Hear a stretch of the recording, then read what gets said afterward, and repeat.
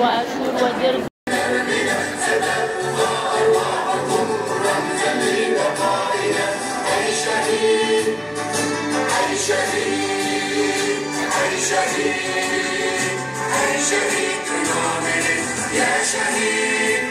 ديمقراطي تعددي لا مركزي يمثل إرادة المرأة الحرة دون ضمان في دستور جديد. لا نستطيع بأن نقول نحن نساء لدينا حق.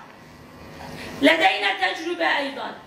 هناك الكثير من القوانين الدولية تخص حقوق المرأة، تتكلم أو تتحدث عن حقوق المرأة. وأيضا في الدستور السوري كان يوجد بنود يتحدث فيها عن حقوق المرأة، ولكن لم نرى أي تطبيق على أرض الواقع. حتى مجرد اسم اتحاد النسائي تم إلغاءه في هذه الأزمة. لماذا؟ لأنهم يتخوفون من قوة المرأة وإرادتها الحرة. نعم، نحن اعتمدنا على فلسفة المرأة الحياة الحرية، واستطعنا أن ننشر هذه الفلسفة على كافة نساء العالم ونساء الشرق الأوسط. بهذه الفلسفة استطاعت المرأة أن تثبت ذاتها وتثبت قوتها وإرادتها. ونعم، إنها المرأة التي بذلت جهودا وقاومت وناضلت كافة الهجمات، وناضلت وقاومت أمام أشرس الهجمات، وأيضا أمام الذهنية الذكورية. كل هذه الإنجازات للمرأة في شمال وشرق سوريا كانت بفضل شهيداتنا اللواتي ضحوا بأرواحهم في سبيل أن نعيش نحن الآن بحرية.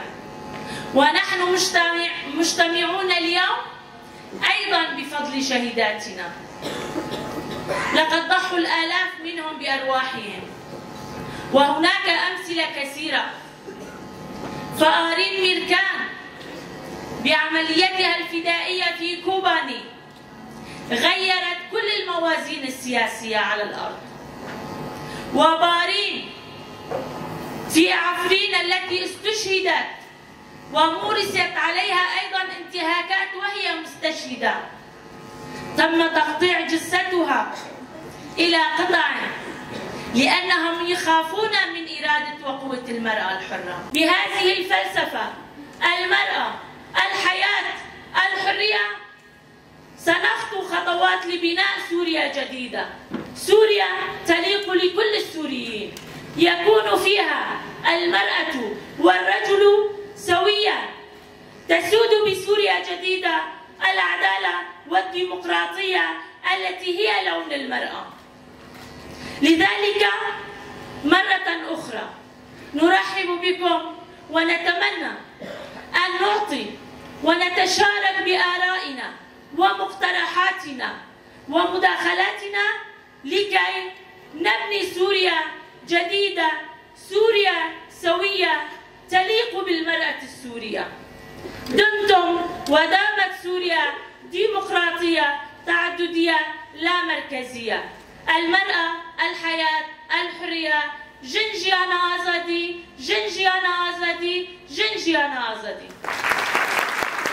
البلد يجب أن يكون هناك، وعملنا ستتكثر أكثر وأكثر. هذا الملتقى الموجود الآن نحن هنا نناقش ماذا سنفعل.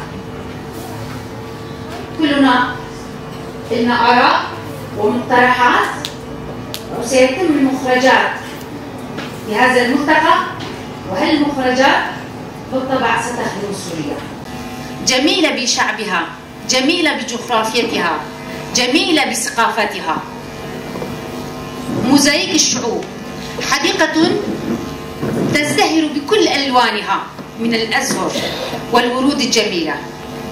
فنحن كنساء نقرأ السياسة، نفهم السياسة، ونلعب دورنا بالسياسة. كي نكون الأساس والأول لبناء سوريا. وجود المرأة بعقلية منفتحة ومتطورة سيزدهر سوريا مستقبلا. فقط إن قلنا نحن النساء ماذا سنفعل؟ ليس لدينا دور، وكما تعلمون الإدارة الجديدة لا تمثل النساء ولهم تصريحات وما بعرف شو، يمكن يصير توتر. أما القوتين ليسوا ضد بعض حسب النظرة السياسية التي نراها الآن، ليسوا ضد بعض، بالعكس عم يستهدفوا كيف يبنوا سوريا، ماذا سيكون لهم دور. طبعا كلنا هدفنا هو توحيد أراضي سوريا، وحدة جغرافية أراضي سوريا. كلنا ضد الانقسام ولا نريد الانقسام بسوريا. فقط شعبنا الموجود المقاوم دائما يقول نحن هنا كوجود، ككيان، كشعوب، لا فرق بين عربي وكردي وأرمني وسرياني وشركسي وتركماني وأرمني والسريان، كلنا موجودين يدا واحدة، متكاتفين متحابين متعاطفين مع بعض. الميثاق الملي، الميثاق الملي حسب النظام التركي أن الأراضي سوريا من ديرك حتى حلب هي تابعة للدولة التركية، من زاف حتى كركوك وموصل هي تابعة للدولة التركية. مطامع لم تتوقف وما زالت مستمرة، لذلك تحتل. إن استطاعت لكان دخلت حلب، ولكن لا تستطيع. سنعمل، سنقاتل، سنحارب حتى نلحق الاحتلال التركي. جميلة بشعبها، جميلة بجغرافيتها، جميلة بثقافتها، موزايك الشعوب، حديقة تزدهر بكل ألوانها من الأزهر والورود الجميلة.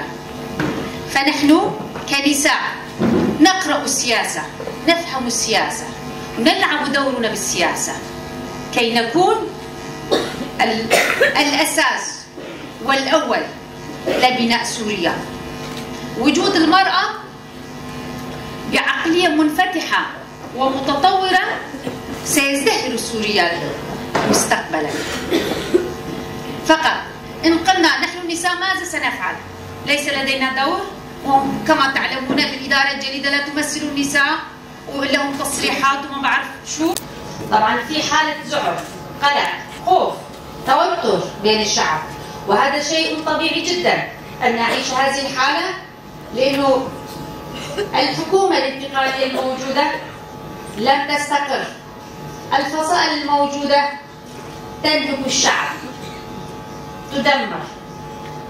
الدولة الاحتلال التركي مستمرة باحتلالها وهجماتها على مناطقنا، على شرق الفرات، وكما ترون كل يوم الهجمات المكثفة من قبل الدولة التركية بالطيران الحربي والمسيرات على شعبنا وعلى قواتنا بجبهة سد التشرين، جسر طرابلس والمناطق الأخرى. هذا دليل على أن الدولة التركية لها مطامع بسوريا، وهذه المطامع التركية بسوريا لا تخدم السوريين. سنطلب الديمقراطية، سنطلب الحرية، لأنه لا نريد حكما مركزيا يخدم الشعب، نريد حكما لا مركزيا متعددا يمثل جميع الثقافات ومتنوعة بألوانها. وعلى هذا الأساس سنعمل وسنجاهد وسنكثف من جميع مجهوداتنا. إدارية مكتب وقف المرأة الحرة بحلب، نشكر مؤتمر ستار بدعوتكم لنا لهذه الملتقى التشاوري القيمة، ونشكر الديوان. في البداية سلاما من هنا من قلعة الصمود إلى مقاومة سد التشرين، سد المقاومة، وننحني إجلالا وإكراما أمام شهدائنا العظام وأمام الشهيدة المناضلة التي حاربت من أجل تحرير المرأة، الشهيدة القيادية الشهيدة أرجين كوباني التي استشهدت يوم الأمس في سد المقاومة، ونستذكر جميع شهداء سوريا والشفاء العاجل لجرحانا. إن المرأة في صيغة الدستور التوافقي السوري يضمن حقوق المرأة والمجتمع، فمن الضروري تثبت الحقوق القوانين والدستور لضمان الحفظ على حقوق المرأة. مطلب نساء الكرد والسوريان والعرب بأنهن لن يقبلن ببناء سوريا جديدة دون ضمان حقوق المرأة، وقلنا إنها يجب حماية حقوق المرأة في جميع مكونات المجتمع. حقوق النساء في الدستور السوري ضمان تواجد بشكل متساوى مع الرجل في كافة المجالات القضاء ومجلسه التمثيلية. يكفي الدستور حق المواطنين نساء ورجلا في التعابير. يسعدني أن أحضر هذا البستان الذي أينعت فيه هذه الزهرات التي تنادي بالحرية. هنيئا لكم بهذا المؤتمر. أنا أطالب بالمساواة بالمرأة الإعلامية، القطاع الخاص مع القطاع العام، من حقها أن تحضر اجتماعات المحافظة والبلدية وجميع الفعاليات في محافظتها. يمنعها الإعلام العام من هذا الشيء. هاي أولا. أما المرأة المثقفة كشاعرة أو أديبة على صعيد الثقافة فهناك شلالية ويحظر ظهورها على المنابر إلا ما قل وندر. هون وبعد التحرير رغم التهميش اللي صار للمرأة بأيام النظام البعثي، ولكن نحن كنساء كنا موجودات، كان صوتنا عالي. على هالأساس نحن كمان بعد التحرير وبعد كل التصريحات المجحفة بحق المرأة لقينا الوحيد المرأة كان صوتها أقوى من خلال اللقاءات التشاوري اللي عملوه الاجتماعات اللي ساوت. المرأة هي اللي لا تكون تصون حقوق المرأة سوريا ولا تجلب السلام لسوريا. مشكورين جميع السيدات تطرقوا، أنا مع آراء الجميع، مع الحوارات اللي صارت، المناقشات اللي صارت، بس في فكرة أنا بدي أحكي فيها.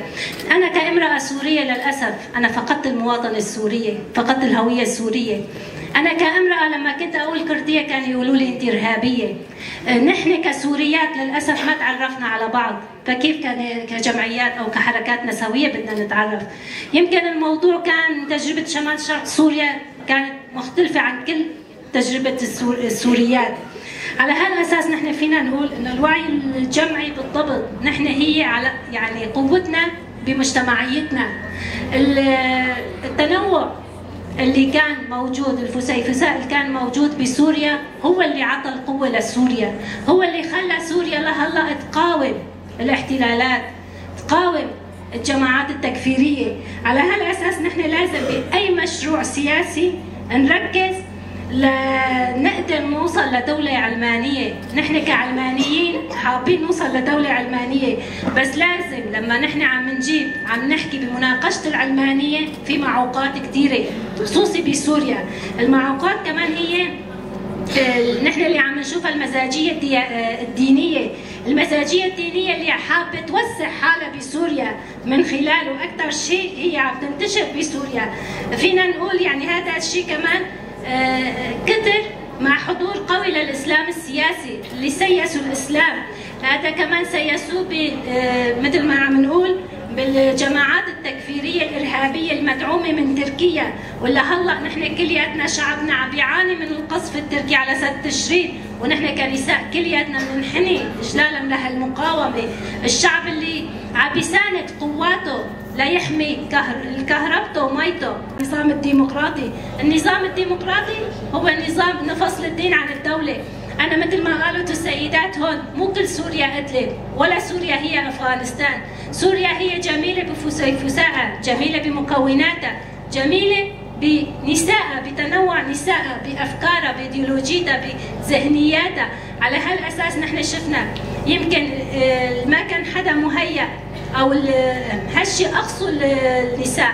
على هالأساس اجت تصريحات عبيدي ولا تصريحات عائشة دبس، مثل ما قال كانت تصريحات مجحفة بحق المرأة، ولكن المرأة على الساحة السورية بالأرض السورية اثبتت حالها عم تقول انا موجوده. عائشه تبس كم انا كسوريه امراه سوريه لا تمثلني بشيء، لان المراه بعد نضال كل هالسنه وبعد تضحيات الشهيدات اللي اعطيناهم نحن وجودنا وتجمعنا هنا، اكيد هذا اكبر دليل انه المراه السوريه قادره وموجوده وثابته حالها. انا ما بدي احاول، انا موجوده، انا رح اكون بالمؤتمر الوطني، نحن بنحكي بمركز قوه، نحن النساء سوريات، على هالاساس لما القرار بيكون سوري وقتها وبيضم النساء السوريات، وقتها نحن نقدر نوصل للسلام ونقدر نجيب الحل لسوريا بشكل عام.